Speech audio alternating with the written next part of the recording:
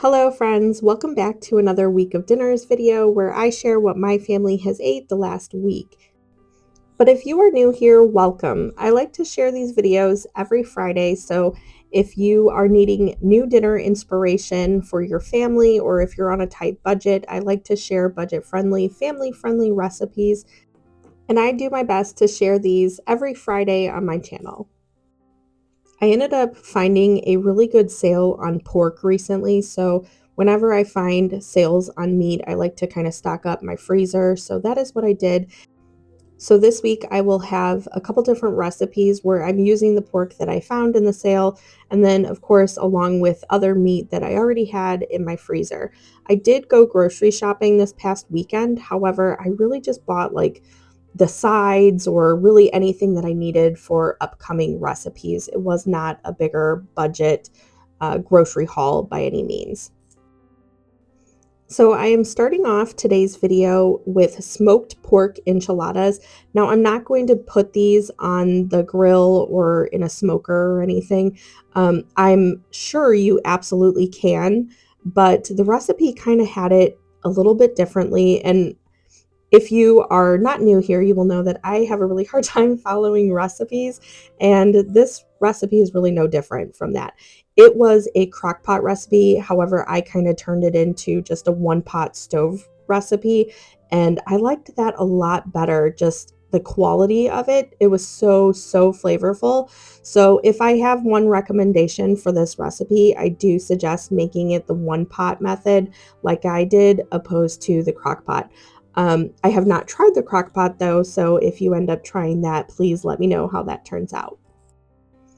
For this recipe, it ends up using a liquid smoke, so if you're going to put it on a smoker for that same effect, you can absolutely do that. However, the recipe called for, and I used the liquid smoke, and it was a fabulous tasting enchilada. Like, this might be my new favorite.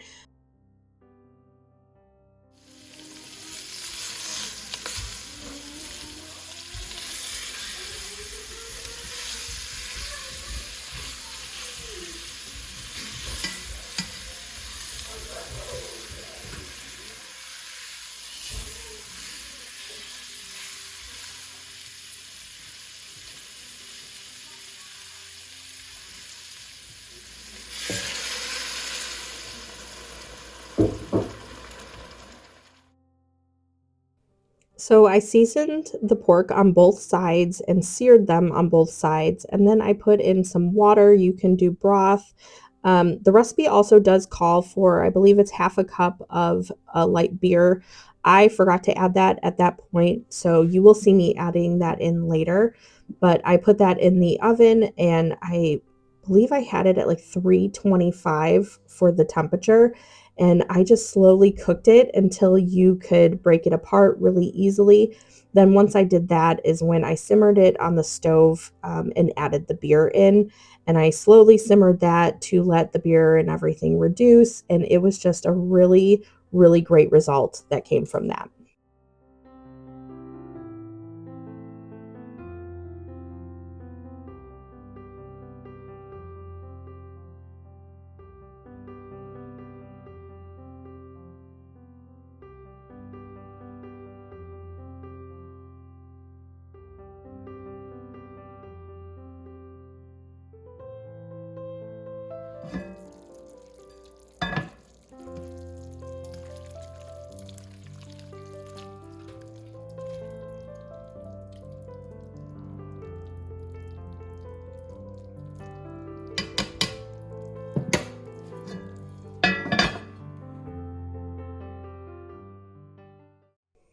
Once that reduced and everything was kind of cooled down a little bit enough to handle, I got all the ingredients out to wrap each of the enchiladas. This dish also calls for the green enchilada sauce, which is kind of nice because my family usually just uses the red, or I'll make like a cream enchilada sauce. But this one was super nice to kind of mix up, and the flavors meshed so well together. This recipe also makes a pretty good amount, so if you are having company or if you have a large family to feed or if you're just wanting leftovers, this is a really great recipe to do. It tasted really great. I feel like a lot of people would really enjoy this recipe, and it has so much of it. I did almost 2 full pans, like 2 baking dishes of this that were both this one size right here. And we had leftovers. My husband was able to bring this the next day to work, and then we also had it for lunch the next day too. So, really great recipe to have on hand. I highly suggest trying this. This was probably one of my favorites from this week. I am using corn tortillas because recently I have realized, my family has realized really, that corn tortillas are so good with enchiladas. For the longest time, I mean, years and years and years, I have used the flour tortillas for enchiladas. And man, what a difference using corn tortillas makes. There's so much more flavor. So I had a whole bunch on hand already, and I like to buy them from Sam's Club, and they come in like a huge pack. I think I got these ones at Walmart though, but anyway, they come in a huge pack. So I had these already on hand, and also my kids do not usually like corn tortillas. There's a couple of recipes that I make that they like corn tortillas in. But most of all, like when they make wraps and stuff like that, they do not like corn tortillas. They usually will just use the flour tortillas, the usual ones that we use. They use those for anything other than that. But a couple of things like chorizo, and these enchiladas, they have really come to love using the corn tortillas instead of the flour. So even if you don't usually like the corn tortillas, I do suggest maybe doing a couple of them so you can at least try it, because the flavor is really, it's not too different, but I mean, it is a lot more flavor when you're using the corn tortillas. To kind of explain the process that I have going on here, what I do is usually I'll try to do 2 casserole dishes, and this one I did do 2 casserole dishes. You do a thin layer of enchilada sauce on the bottom, and then you just do a little bit of meat, you wrap them, and then you put seal side down into the pan, and then you'll put just a little bit more enchilada sauce over top, and then you'll top with cheese and you bake. Although there is a little bit of prep at the beginning where you're searing the meat and stuff like this, a lot of it is, you do a couple steps in this recipe and then you have a couple of hours. You could probably also do these enchiladas ahead of time and put them in the fridge. Um, my other enchiladas, I usually can put them in the freezer. I'm not sure about these only because I've never tried that, but I would assume you could also put a pan of these in the freezer if you're wanting them, for another time to kind of stock up on freezer meals. But I've never tried it, but I'm going to assume that you can do that too. But anyway, these weren't very expensive at all to throw together. And on top of that, even though it does seem like there is quite a bit of steps, there's so much time in between the steps. And the original recipe does have it in the crock pot. So you could do that if you needed to go to work or if you have something outside of the home. It does ultimately come together pretty quickly when you're preparing it in the evening after it's kind of slow roasted all day.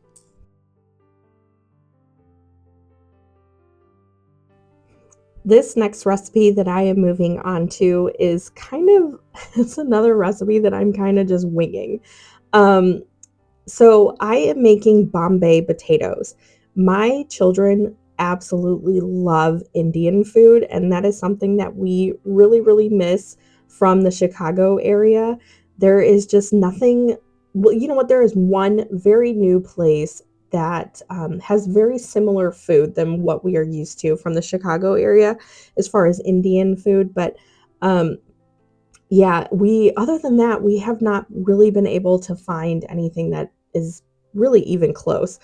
And I found this one Bombay mix. I believe it was at Walmart. and it was like a sauce. It had chickpeas, stuff like that. I think there was potatoes in it too. But anyway, I did not realize that. I thought it was like just the sauce and you pour on kind of like one of those additive things. Um, but it ended up only being for 2 people. And I'm like, oh man, like I have an entire family of 6 to feed. So that is where the recipe itself is kind of getting off track here. And it's really not so much a recipe. This is kind of just a dinner that we did. So what I did was I chopped up a bunch of potatoes and I did them mostly in small chunks. I'm moving the tea out of the way. My husband was wanting some tea with his dinner, so I'm notorious for having it boil over. So I ended up moving it before it boiled over. But anyway, so I diced up the potatoes. I did 4 or 5 pretty good sized potatoes and I diced them up, and I went ahead and added curry seasoning and salt and pepper. I didn't add too much curry, but I wanted to bring that flavor over without really, really diluting the mix that I had got from the store. So my thought process behind all this was what I got from the store was to make the potatoes and put curry seasoning, salt, pepper. If you have any other kind of seasonings that you think would be really good in like an Indian type of dish, then go ahead and add those in. And then I went ahead and I just poured this packet over top and kind of used it as a sauce for the potatoes. If I had any suggestions for this, maybe another packet. This wasn't too bad. I mean, it was really good. My daughter, she ate multiple portions of this meal. She really, really enjoyed it. But I think maybe, I don't know, I'm a saucier person. So if you really like kind of saucier things, I would suggest getting one more, even though it says it's only for 2 people. I found doing it this way was really helpful and my family really enjoyed it. I mean, all my kids, they ate all of it. And I mean, they're not too picky. Theo, my 5-year-old, he's a little pickier, but yeah, they absolutely loved this dish. This might have been their favorite of the week. I am also I didn't really know what to serve this with, and I ended up not even doing any meat of any kind, I don't believe. I just kept it with the potatoes as the main dish. I went ahead and I made a little bit of rice for everybody, and I am making pitas. This is the same recipe that I use for homemade tortillas, but I'm making them a little thicker. So we're going to have them as pitas instead. So they kind of put the rice, they put some cucumbers, tomatoes, the potatoes, they put them all together and made kind of like little gyros. It was a really fun meal, and I know that we're going to be having this quite a bit more. If you are looking for the recipe for these pitas, I will have that and any of the recipes from today's video down below in the description box. So you should be able to find all that there.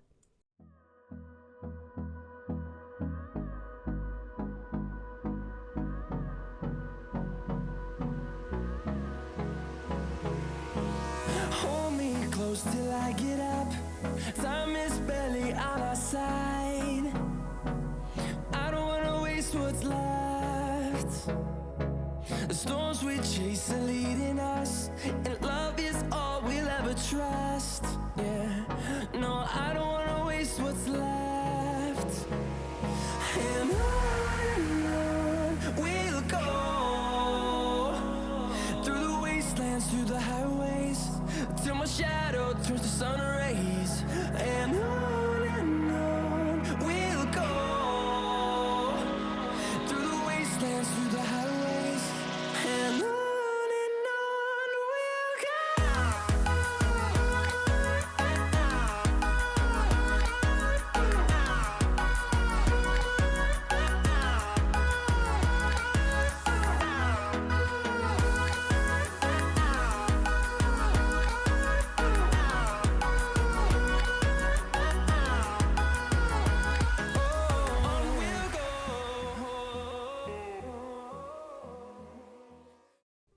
For these pitas, you'll roll them out relatively thin.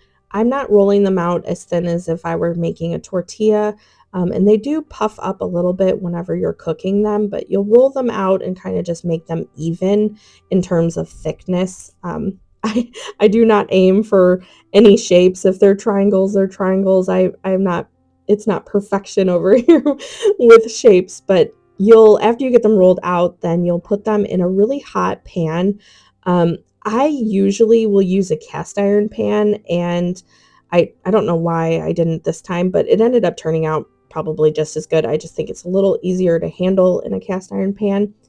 And then I also did put like a little bit of butter in the pan to kind of not, kind of char them a little bit, get them a little cooked, and felt like it added a little bit. You could always brush these with a little bit of butter or oil, and add in like garlic or any herbs or whatever. That's always really good to add to these. I did not. I ended up just making these very plain, and I cut them into triangles. And like I said, my kids devoured them. They did not notice. So you absolutely do not need to add anything else if you're not wanting to, but if you're wanting something extra, you could.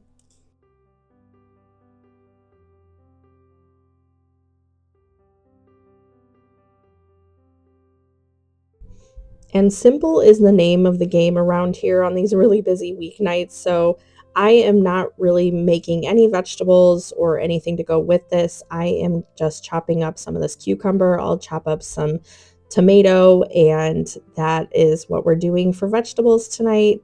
Like I said, this meal ended up being really, really great. This was my kids' probably favorite meal of the week. And this meal was also on the cheaper side, and it came together really, really quick.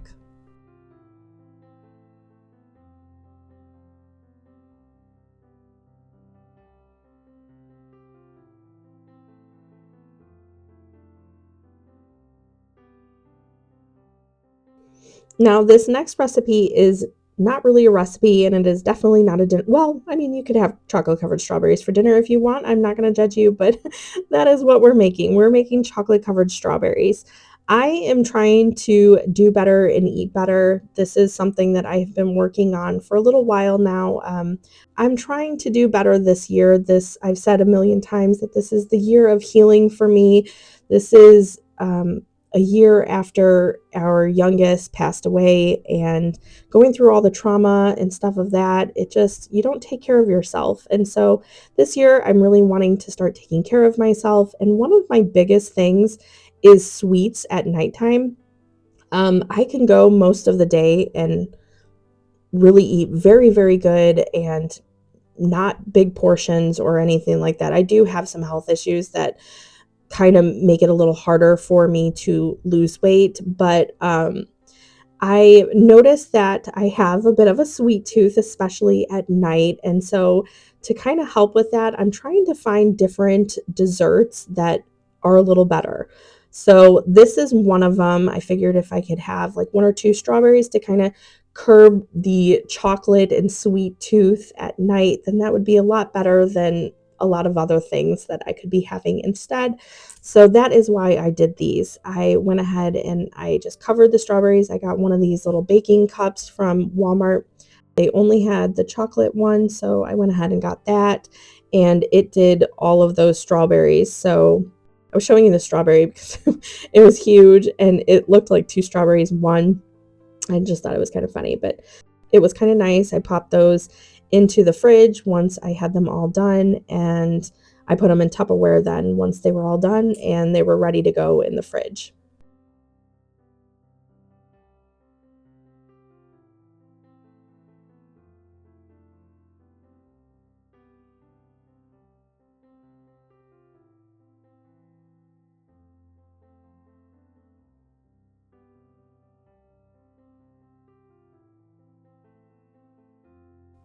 This next recipe is a variation on another recipe that I make ever so often. It is a tater tot casserole. I, for the longest time, have just seen like the normal tater tot casserole variation. However, I came across a pizza version and I wanted to give it a try. I thought my kids would just absolutely love it. And so that is kind of what I'm doing here. I'm not following any recipe. Shocking, I know, but it was just kind of like, oh, an idea that I saw and wanted to make it. So I am browning a mixture of ground pork and beef in this pan. You can probably add like onions and stuff if you wanted. I'm just keeping it really simple. This week has been a little wild. If you followed along, it seems like we're always having storms. Always being hit with storms, but this week it's nonstop, so I was just kind of over it by this point. So I seasoned the meat with salt, pepper, Italian seasoning, and garlic, and I'm throwing the bag of tater tots in the oven. I know that some people will assemble this without cooking the tater tots beforehand, but I feel like they're soggy if you don't, in my opinion. So I like cooking them not all the way, but almost all the way before I actually assemble this. And then instead of using the traditional cream of whatever that you usually use, I usually use cream of mushroom. Um, I did a pasta or a pizza sauce, and I'm just mixing that to combine.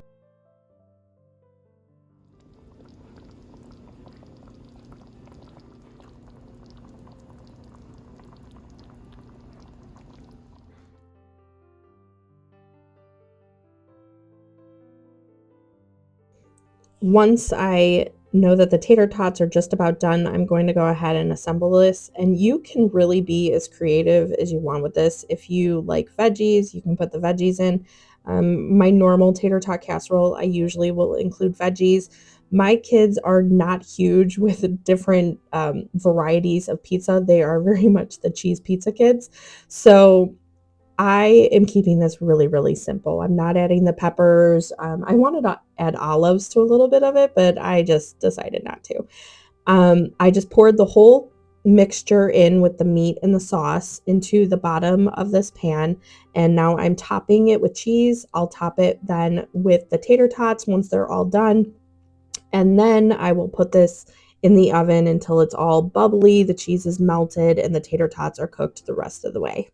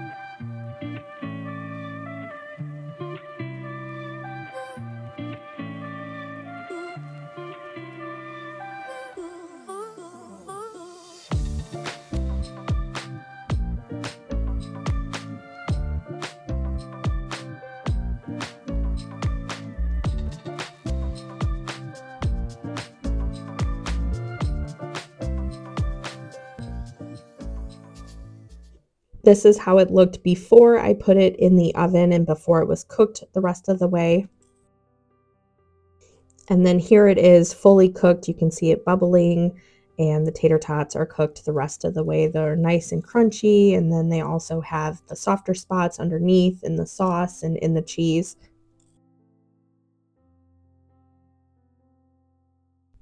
For the side, I usually like to serve like some type of steamed vegetable. I have a bunch of ingredients that I'm needing to use up, so I decided to use them in the salad.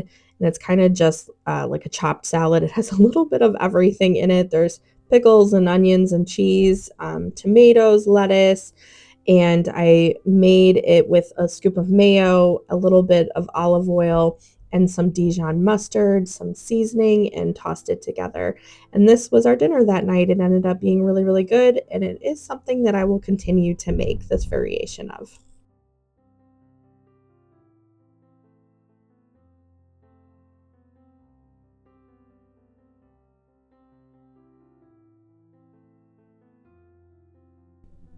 For this next recipe, I am just making a chicken and homemade noodles. And this recipe is going to go very, very fast because I was not able to film a lot of it. We were having power outages and stuff from a storm that is about to roll in. So right here, I am making a chicken broth with some skin on, bone in chicken that I'm going to shred up and put in the pot once it's kind of cooled off a little bit. I'm also adding 2 cans of cream of chicken, and I'll stir that in to combine it, and then I'll add in the chicken a little later, and then I'll bring it to a boil, and we're going to make homemade noodles and put those into. But yeah, this day was kind of wild. We, like I said, had a bunch of storms, and then my son, my 7-year-old, he was doing some testing for school, so we were doing that. We homeschool, so it can be a lot sometimes, and this was one of those days where it just seemed like it was one thing after another from the time my eyes opened that morning until they closed that evening. So this recipe it was very needed. It was one of those cozy recipes to have on a day where it's colder and rainy. You can cozy up and enjoy a nice bowl of warm noodles.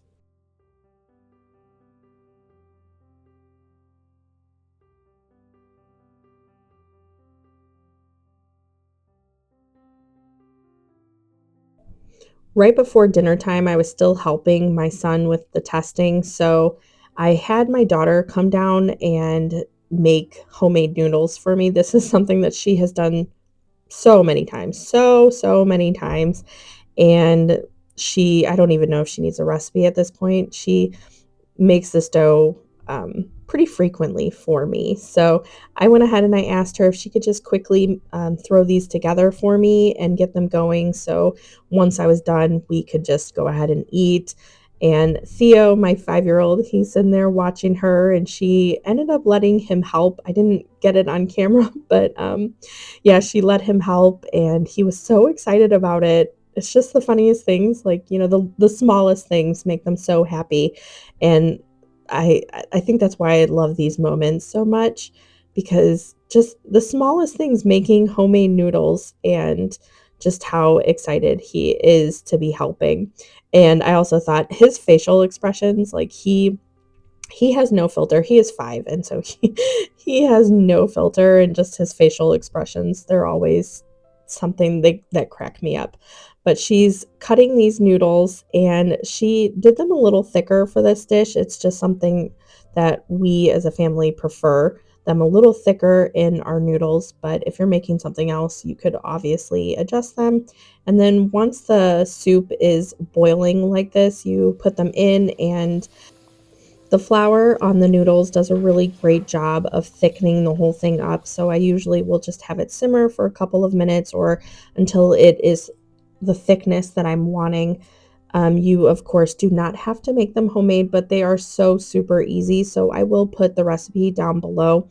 Again, that is something that I have made a couple of times on my channel, and it has been in my family for years and years and years. It's just our go-to comfort food, I think. But I am moving on to another recipe, and this is another recipe that I'm using that pork for. And if you are a regular follower of mine, you may have already seen me make this. I did say that I quickly made it in my last video, my cleaning video, I believe it was. But I did mention how I was going to go ahead and include it in this one too. So if anyone missed that, I wanted to include it in this one as well. So this is a pulled pork chili. My family loves chili, and I have never heard of a pulled pork chili, so I wanted to give that a try. And that is something that I feel like I try a lot on my channel, is like different types of chili.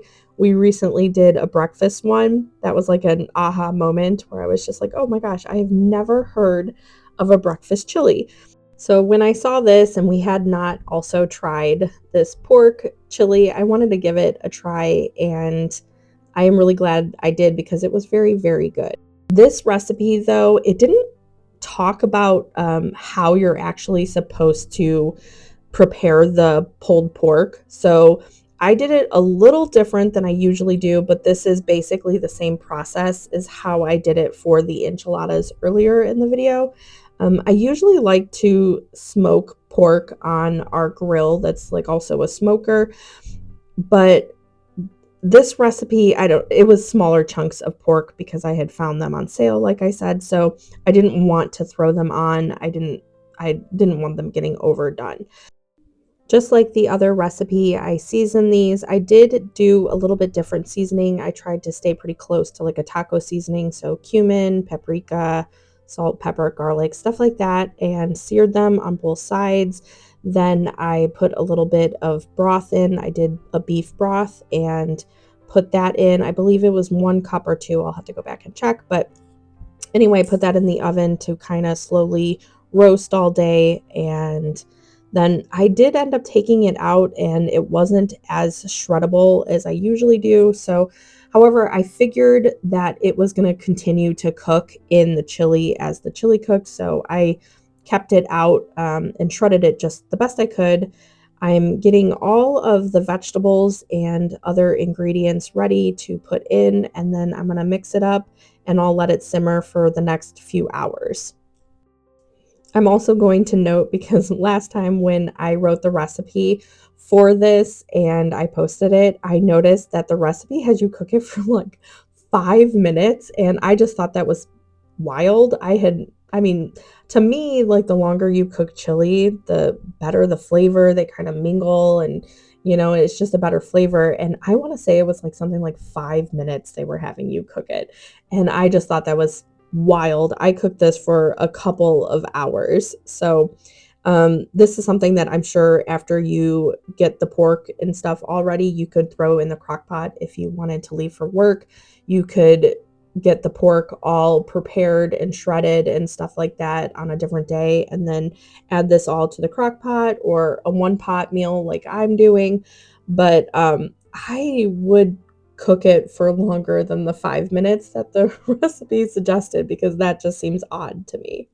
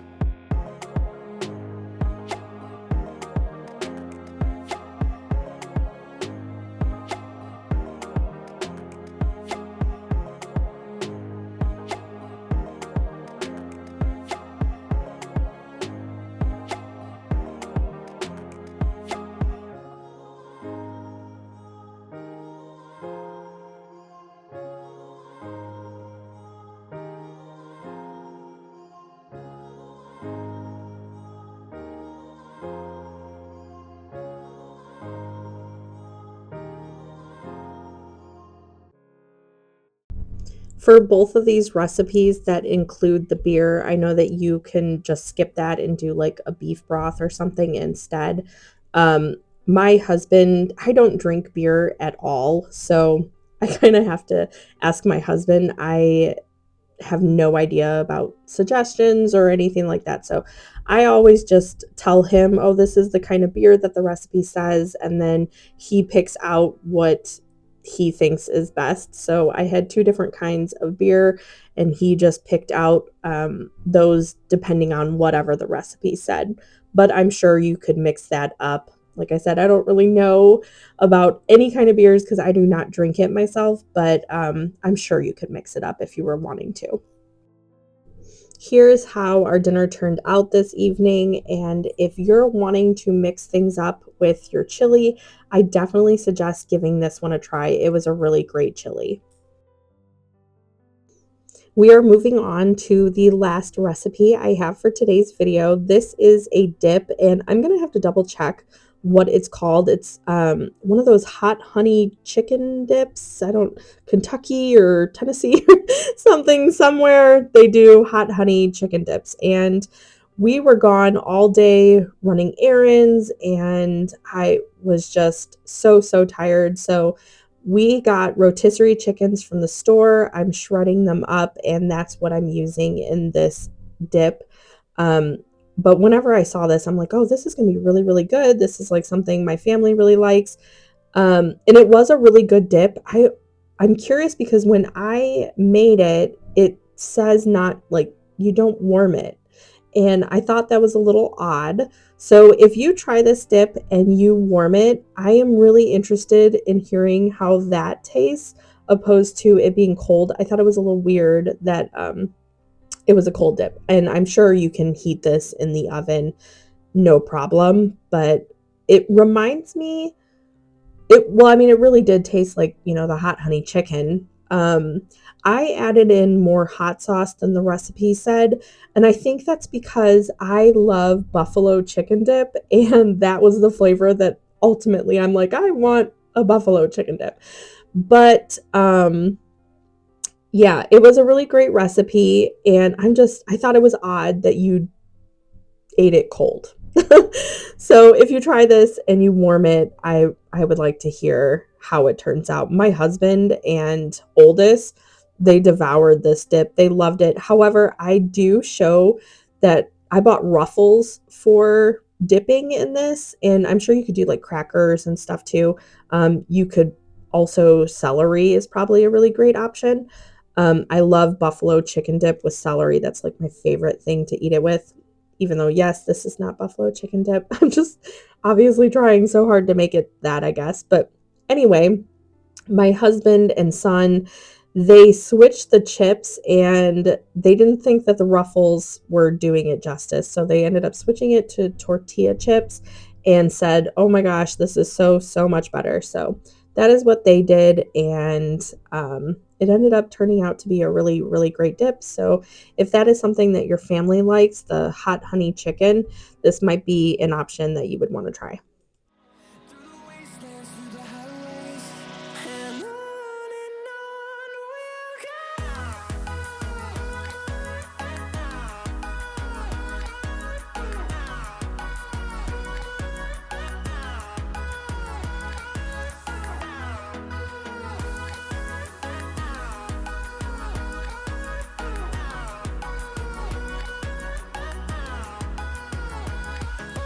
on we'll go. Finding life along the way, melodies we haven't played. No, I don't want no rest. Echoing around these walls, fighting to create a song. The recipe also said that the chopped up pickles were an option. However, I just feel like dill pickles go with the hot honey so well. So that was not really an option for us. I absolutely added those in, and I felt like they added a really good crunch, and I felt like they added more of that hot honey flavor to it. But if you don't particularly like dill pickles, you don't have to add that in. They also said optionally you can add in the diced green onion, and my family loves green onion, so I did dice up that and put that in as well.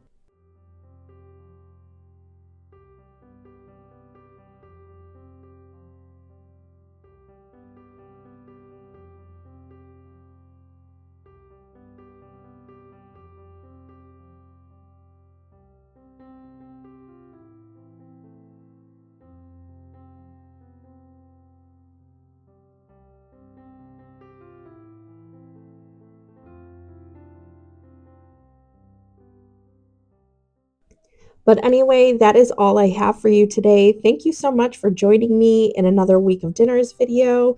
I am so happy to be hanging out and talking with you all, and I love chatting with you guys in the comments. I hope you guys have a great rest of your day. I'll see you in the next one. Bye.